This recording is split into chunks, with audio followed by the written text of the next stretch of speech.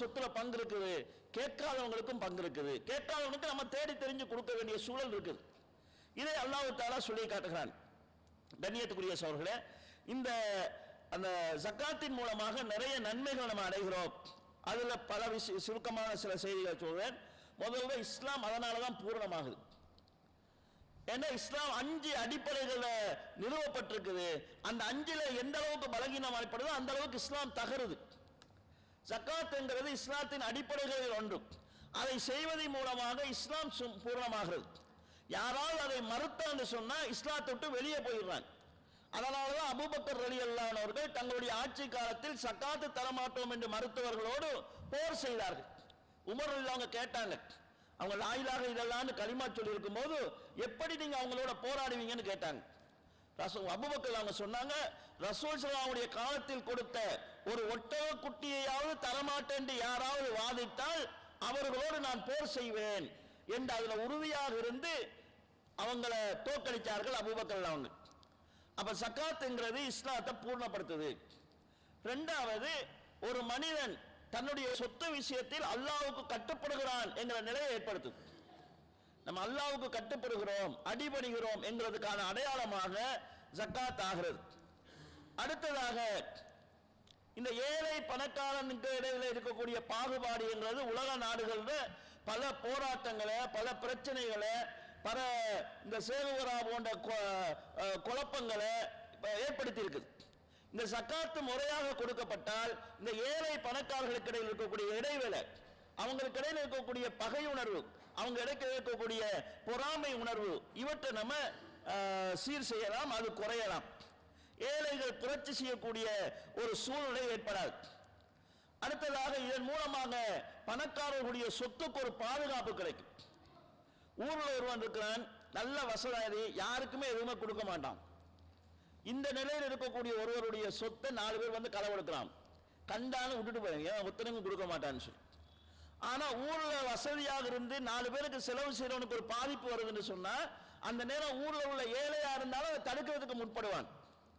அப்ப இது இயல்பாகவே பணக்காரனுடைய சொத்துக்கு ஒரு பாதுகாப்பாக அமையும் என்கிறதை நாம் பார்க்கிறோம். ஜக்காத்து முறையாக கொடுக்கிற போது அந்த பகுதிக்கு அல்லாஹ்வுடைய அருள் இறங்குது. அதன் மூலமாக எல்லாரும் பயன்பெறுவாங்க. ஜக்காத்து கொடுக்கிறவர் தன்னுடைய சொத்து விஷயத்தில் அல்லாஹ்வுக்கு நன்றி செலுத்துகிறார். அல்லாஹ் என்ன சொல்கிறான்னு சொன்னா, லயின் சக்கர்த்தும் லஅஸீதன்னக்கும், நீங்க நன்றி செலுத்தினால் நான் இன்னும் அதிகமாக தருவேன், நீங்க நன்றி செலுத்த தவறினால் என்னுடைய அதாபு கடுமையாக இருக்கும் என்று அல்லாஹ் எச்சரிக்கை செய்கிறான். இப்படி பல நன்மைகளை நாம் பார்க்கிறோம். நபி ஸல்லல்லாஹு அலைஹி வஸல்லம் செய்தி சொன்னார்கள், அல்லாஹ்வுடைய படைப்பு எல்லாத்திலையுமே சில கெடுதிகள் இருக்குது, செல்வத்திலும் சில கெடுதி இருக்குது. மன் அத்தா ஜகாத்த மாலிஹி ஃபக்கத் ரஹப அன்ஹு ஷர்ருஹு, ஒருவர் தன் பணத்துக்குரிய ஜக்காத்தை கொடுத்து விட்டார் என்றால் அந்த பணத்தினால் ஏற்படக்கூடிய தீங்கிலிருந்து அவர் பாதுகாக்கப்படுவார். நம்ம நினைக்க கூடாது வருவம் மட்டும்தான் நமக்கு பாதிப்புன்னு சொல்லி. அதாவது செல்வமும் அதுல தீங்கு இருக்குது, எங்கிற கையில் இருக்கக்கூடிய காசியினுடைய தீங்கிலிருந்து நாங்க பாதுகாப்பு பெறணும் சொன்னா அதற்குரிய ஜக்காத்து கொடுக்கப்பட வேண்டும் என்று நபி ஸல்லல்லாஹு அலைஹி வஸல்லம் சுட்டி காட்டுகிறார்கள். அடுத்தது பெரிய ஒரு நன்மை என்னன்னு கேட்டா, நாளை மறுமைக்கான சேமிப்பு. அல்லாஹ் தஆலா அல் குர்ஆனில் சொல்கிறான், வ அகீமுஸ் ஸலா வ ஆத்துஸ் ஸகாத், தொழுகையை நிலைநாட்டுங்கள், ஜக்காத்தை கொடுங்கள். வ துகத்திமூ லி அன்ஃபுசிக்கும் மின் கைரின் தஜிதூஹு இந்தல்லாஹ், உங்களுக்காக நீங்க எந்த நன்மையை முற்படுத்தினாலும் நாளை மறுமையில் அல்லாஹ்விடத்தில் அதை கண்டுகொள்வீர்கள். வ கைரும் வ ஆதமு அஜ்ரா, அதுதான் உங்களுக்கு சிறந்தது, மகத்தான கூலியை அல்லாஹ் சொல்கிறான். இங்கு ஜக்காத்தை நம்ம கொடுத்தோம்னு சொன்னா நாளை மறுமையில எங்களுக்கு திரும்ப கிடைக்க போகுது, அல்லாஹ்ட்ட இருந்து கிடைக்க போகுது. வ அகீமுஸ் ஸலா வ ஆத்துஸ் ஸகாத், தொழுகை நிலைநாட்டுங்கள், ஜக்காத்தை கொடுங்கள். வமா துகத்திமூ லி அன்ஃபுசிக்கும் மின் கைரின் தஜிதூஹு இந்தல்லாஹ், நீங்க உங்களுக்காக எதை நீங்க முற்படுத்தினீங்களோ நாளை மறுமை அல்லாஹ்விடத்தில் அதை கண்டுகொள்வீர்கள். அப்ப ஜக்காத்து ஏழைக்கு கொடுக்கப்பட்டாலும் நாளை மறுமையில எங்களுக்கு எடுத்துக்கொள்றதுக்காக தான் நம்ம கொடுத்திருக்கிறோம். அது எப்படி எடுத்துக்கொள்ளப்படும் சொன்னா, 1 கொடுத்தா 700 நமக்கு கிடைக்கும். நீங்க எந்த ஒரு தர்மத்தை செய்தாலும் அல்லாஹ் தன் வலது கையால் வாங்கிக் கொள்கிறான். உங்களுடைய குதிரை குட்டியை நீங்கள் எவ்வளவு செல்லமா வளர்ப்பீர்களோ அதுபோல் அந்த செல்வத்தை அல்லாஹ் தஆலா வளர்க்கிறான் வளர்த்து நாளை மறுமையில உங்கள்கிட்ட ரிப்பீட் தருவான் என்று நபி ஸல்லல்லாஹு சொல்றாங்க. அப்ப நாளை மறுமைக்கான சேமிப்பாக அது அமைகிறது. கண்ணியத்துக்குரிய சகோதரர்களே, இந்த சக்காத்தை பொறுத்தளவில் இதனுடைய முறையான வடிவம் என்கிறது கூட்டாக சேர்த்து பங்குறது என்கிறதான். அப்படி முறையாக கூட்டாக சேர்த்து பங்குறதுக்கான வாய்ப்பு இல்லைன்னு சொன்னால் அவர் தனிமையாக கொடுக்கலாம். அப்ப ஏதோ ஒரு வகையில் சக்காத் கொடுக்கப்பட வேண்டும். கூட்டாக கொடுக்கிறதுனால இருக்கக்கூடிய நன்மைகள் என்ன என்பதை நாம் புரிந்து கொள்ள வேண்டும். ஜக்காத்தை நாம் முறையாக கூட்டாக சேர்ந்து கொடுக்கிறதுனால ஜக்காத்தினுடைய தொகை அதிகமாகுது. ஒரு ஆள் அதாவது 15,000 ரூபாய் ஜக்காத் கொடுத்திருக்கு. இந்த 15,000 ரூபாய் இன்றைக்கு சாதாரண காசு. 15,000 ரூபாய் கொடுக்கக்கூடிய 10 பேர் சேர்ந்தா அது 1.5 லட்சமா ஆகிடும். இப்படி அந்த ஜக்காத்தினுடைய பெருமனி கூடுகிற போதோ அதை வச்சு ஏதாவது நலவு செய்யறதுக்கான வாய்ப்பு இருக்கு. அப்படி இல்லைன்னு சொல்லி சொன்னா அந்த நம்ம யாருக்கு கொடுக்கிறோமோ அவங்களுக்கு அன்றைய நாளுக்குரிய செலவுக்குரிய ஒரு வழியாகத்தான் அது இருக்கும். இந்த வகையில பலரும் ஒன்று சேர்ந்து கொடுக்கிற போது அந்த ஜக்காத்தினுடைய மூலதனம் கூடுதலாக இருக்கிறதுனால ஒரு நல்ல வாய்ப்பை ஏற்படுத்திக் கொள்வதற்கான நலவு ஏற்படலாம். அடுத்தது இந்த தனித்தனி நபர்களாக கொடுக்கிற போது எப்படி கொடுக்கப்படுதுன்னு சொன்னா சில நேரங்களில் சேர்த்து வச்சு மாணவங்களுக்கு கொடுக்குறாங்க சக்காத்தா நினைச்சு. இதனுடைய பாதிப்பு என்னன்னு சொன்னா இந்த கேட்டு போறவங்களுக்கு மட்டும் எல்லாத்தையும் இருந்தும் கிடைக்கும், கேட்காதவங்களுக்கு யார்கிட்ட இருந்தும் கிடைக்காது. அப்ப சில பேர் கூடுதல் லாபத்தை பெறுவாங்க, சில பேர் உண்மையிலே அடைய வேண்டியவங்க எந்த லாபத்தை அடைய முடியாத ஒரு சூழ்நிலை ஏற்படும். கூட்டா சேர்த்து ஒரு இடத்துல இருந்து கொடுத்தா ஒரு ஆள் 2 முறை வாங்குறதுக்கு வாய்ப்பு இருக்காது, யாருக்குமே கிடைக்காம போறதுக்கான வாய்ப்பும் இருக்காது. தனித்தனியாக கொடுக்கின்ற போது ஒரு ஆள் 10 பேர்கிட்ட வாங்குறதுக்கான வாய்ப்பு இருக்கு, ஒரு ஆளுக்கு யாருமே கொடுக்காத ஒரு சூழலும் ஏற்படுகிறது. இந்த தீங்கையும் நம்ம இதுல இருந்து அதாவது நிவர்த்தி செய்து கொள்ளலாம். இதே போல தனியா கொடுக்கிற போது ஒரு பிரச்சனை இருக்கு. என்னன்னு கேட்டா வாங்குறவங்களுடைய சுய கௌரவம் பாதிக்கப்படுறதுக்கு வாய்ப்பு இருக்கு. போவாங்க, கேட்டு வாங்குவாங்க, திரும்ப அடிக்கடி அவங்கள சந்திக்கிற நேரத்தில் அவங்க பணிஞ்சு போக இருக்கும், அல்லது அதுல அவங்க தன்மான பிரச்சனைகளை கௌரவ பிரச்சனைகளை சந்திக்கலாம். ஒரு கூட்டா கொடுக்கிற போது, ஒரு சங்கமா கொடுக்கிற போது, அமைப்பா கொடுக்கிற போது அதுல உரிமையோடு வாங்கிட்டு போறதுக்கான ஒரு சூழ்நிலை இருக்கும், சுய கௌரவம் பாதுகாக்கப்படுறதுக்கான வாய்ப்பு இருக்குது. தனித்தனியா கொடுக்கிற போது கொடுக்கிறவருக்கு பெருமை ஏற்படுவதற்கும் பெருமை அவர் எதிர்பார்க்கறதுக்கும் வாய்ப்பு இருக்கு. நான் போனா அவர் தான் முந்தி சலான் சொல்லணும், வாங்கினவன் தான் முந்தி சலான் சொல்லணும், தப்பி தவிர எங்கேயாவது எதிர்த்து பேசிட்டான்னு சொன்னா எங்கள்கிட்ட வாங்கி திண்டவெல்லாம் நம்மளை எதிர்த்து பேசுறான்ற ஒரு மனநிலை வர்றது. இந்த நிலையெல்லாம் ஜமாத்தா கொடுக்கிற போது வராது. அப்ப வாங்குறவங்களுக்கும் தன்மான பிரச்சனை கௌரவ பிரச்சனை இல்லாம போயிருது, கொடுக்கிறவங்களுக்கும் தற்பெருமை இல்லாம போறதுக்கான வழியாக இது இருக்குது. அடுத்தது சக்காத்தை தனியா கொடுக்கிறத விட கூட்டா சேர்ந்து கொடுக்கிற போது சக்காத்தினுடைய நோக்கத்தை நம்ம நிறைவு செய்யறதுக்கு ஓரளவுக்கு அதாவது தேவைகளை மக்கள் நிறைவு செய்யறதுக்கான வாய்ப்பு ஏற்படக்கூடிய சூழ்நிலையை நம்ம பார்க்கிறோம். அடுத்தது இந்த தனித்தனியா கொடுக்கிறதன் மூலமாக பிச்சைக்காரர்கள் உருவாக்கப்படுறாங்க. ஜக்காத்தினுடைய நோக்கத்துக்கு மாற்றமாக அவனுடைய எண்ணிக்கை அதிகரிச்சுட்டு போகுது. இந்த ரமலான் காலம் இதுல ஆபத்தான ஒன்று, அதாவது டவுன்கள்ல அதாவது குறிப்பாக பெண்கள், இளம் பெண்களை அழைத்துக் கொண்டு அலையக்கூடிய ஒரு சூழலை உருவாக்கக்கூடிய நிலையை பார்க்கிறோம். அந்தந்த ஊர்ல முறையா சேர்த்து சக்காத்து கொடுத்தாங்கன்னு சொன்னா அவங்க வெளியூருக்கு போறதுக்கான தேவை வராது.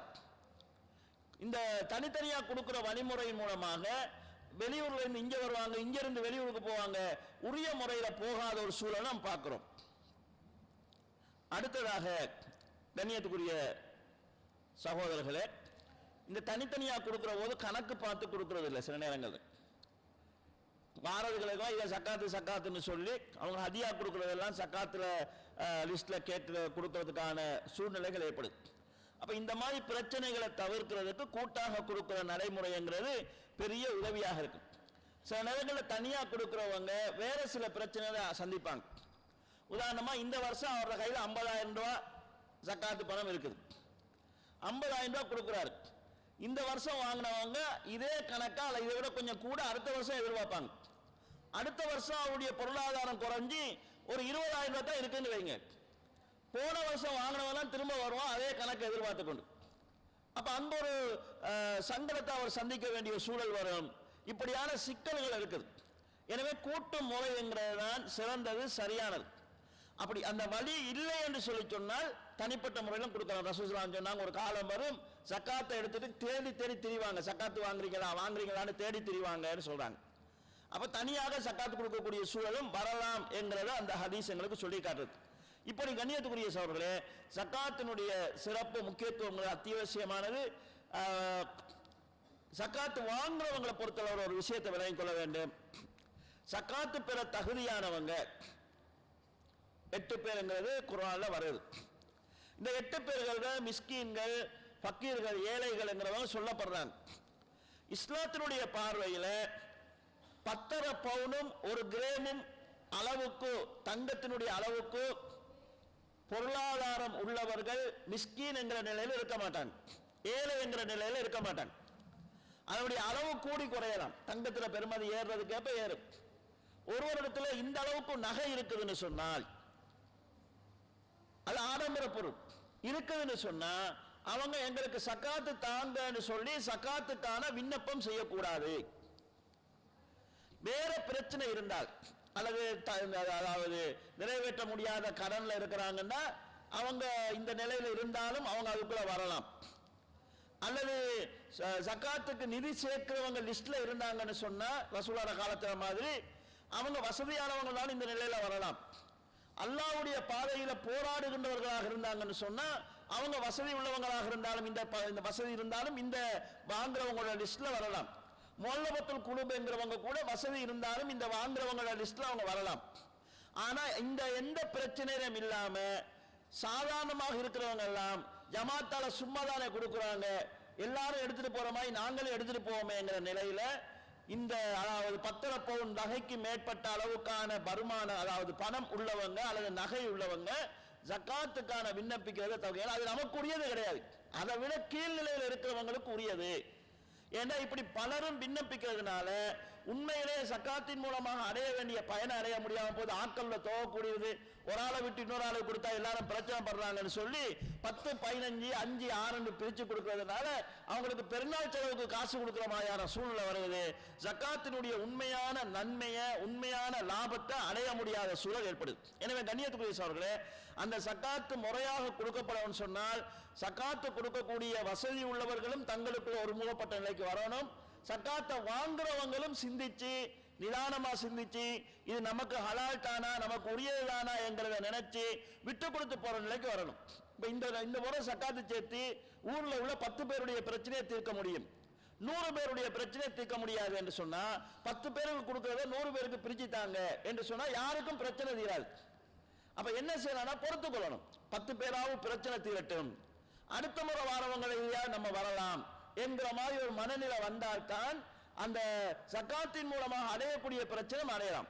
இந்த சீர்திருத்தம் வரலன்னு சொன்னா ஜக்காத்து வளமையாக சேர்த்து வளமையாக கொடுக்கிற மாதிரி கொடுத்து கொண்டிருப்போம். அதனால எந்த ஃபாய்தாவை வெளிப்படையான ஜக்காத்தின் மூலமாக எதிர்பார்க்கப்பட்ட எந்த நன்மையும் கண்டுகொள்ள முடியாது. எனவே கண்ணியத்துக்குரிய சகோதரர்களே, கொடுக்கிறவங்க வாங்குறவங்க எல்லாரிடத்திலையுமே ஒரு சுமூகமான ஒரு நிலை நல்ல ஒரு மாற்றம் ஏற்பட்டால் நிச்சயமாக ஜக்காத் என்கிற இந்த பரக்கத்தின் மூலமாக அல்லாஹ் விதித்த இந்த சட்டத்தின் மூலமாக சமுதாயத்தில் நல்ல ஒரு மாற்றம் நல்ல ஒரு அதாவது சீர்திருத்தம் பொருளாதார நெருக்கடியில் இருந்து ஈடேற்றம் நிச்சயமாக கிடைக்கும். இந்த அடிப்படைகளை புரிந்து கொண்டு ஜக்காத்தை முறையாக நிறைவேற்றுவதற்கு நாம் அனைவரும் முயற்சி செய்ய வேண்டும். எல்லாம் வல்ல அல்லாஹ் ஜல்ல ஷானஹு தஆலா அதற்கு நம் அனைவருக்கும் தௌஃபீக் செய்வானாக என வேண்டி விடைபெறுகிறேன். வாஹிரு தவ்வானா அல்ஹம்துலில்லாஹி ரப்பில் ஆலமீன். வஸ்ஸலாமு அலைக்கும் வரஹ்மத்துல்லாஹி வபரகாத்துஹு. சுப்ஹானக்கல்லாஹும்ம வபிஹம்திக அஷ்ஹது அல்லா இலாஹா இல்லா அன்த அஸ்தக்ஃபிருக வ அத்தூபு இலைக்.